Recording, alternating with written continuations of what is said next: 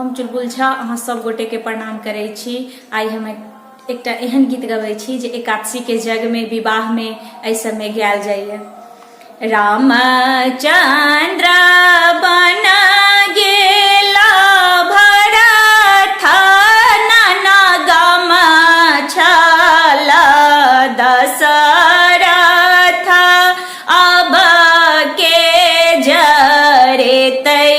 रे सामधिया दशरथ अब के जरे तै रे सामधिया झट द कौशल्या रानी चिठिया लिखौला भरत के जल्दी बजाऊ रे सामधिया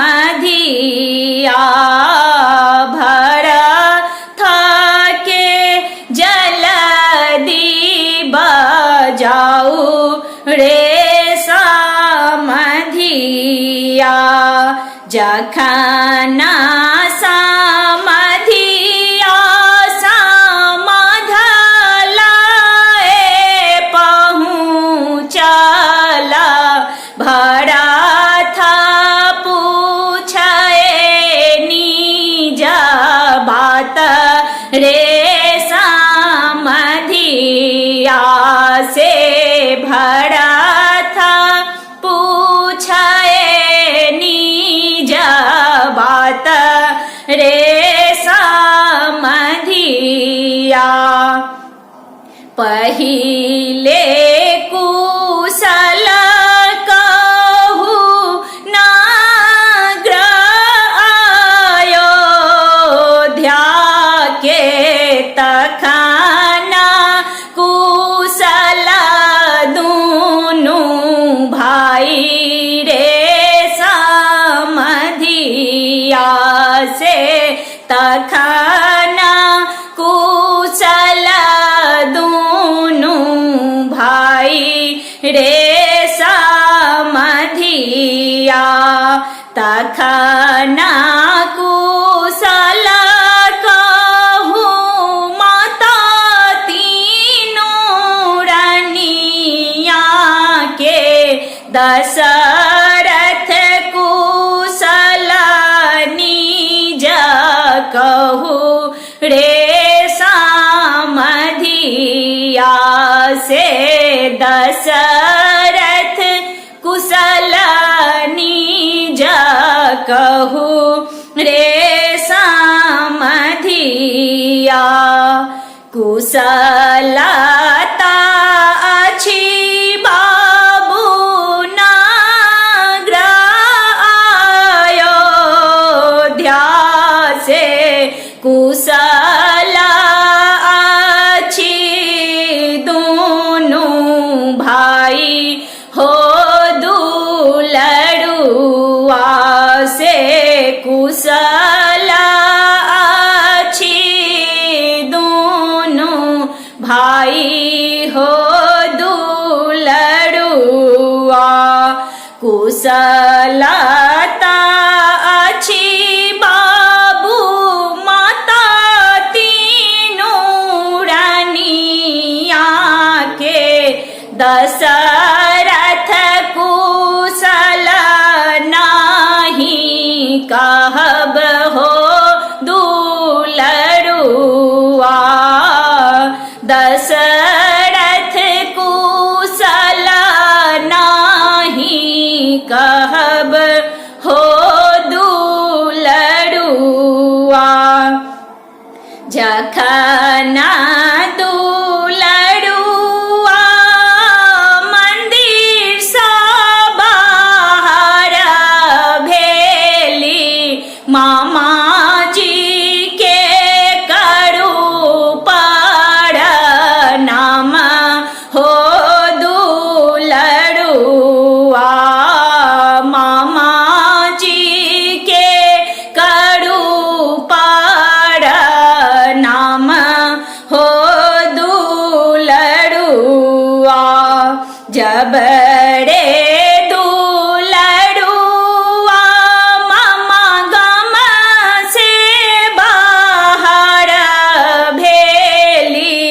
खाली पानी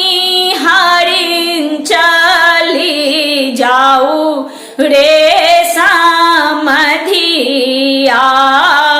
खाली पानी हरिण चली जाऊ रे समधिया, कुशल मंगल सबटा अहि ठाम कहि दिया, अब ना बचत मोरा प्राण रे समधिया से, अब ना बचत मोरा प्राण रे समधिया, जब रे दुलड़ुआ मंदिर घर पहुँचल, मंदिर मानिक नहीं जड़े रे समधिया से, मंदिर मानिक नहीं जड़े रे समधिया, जब रे दुलड़ुआ मंदिर घर पहुँचल, दशरथ मरण देखी व्याकुल रे समधिया से, भरत जी भेला ना व्याकुल रे समधिया से, धरती खसाए मुड़ू छाए हो दुलड़ुआ, झट दा कौशल्या रानी आचर मुख पोछल, कौशल्या रानी बेनिया डोलाऊ रे समधिया, झट दा कौशल्या रानी आचर मुख पोछल, सुमित्रा रानी बेनिया डोलाऊ हो दुलड़ुआ, राजा सिंहासन सबटा मामा जी के दए दिया, दशरथ के कई जरे तई रे दुलड़ुआ से, दशरथ के कई जरे तई रे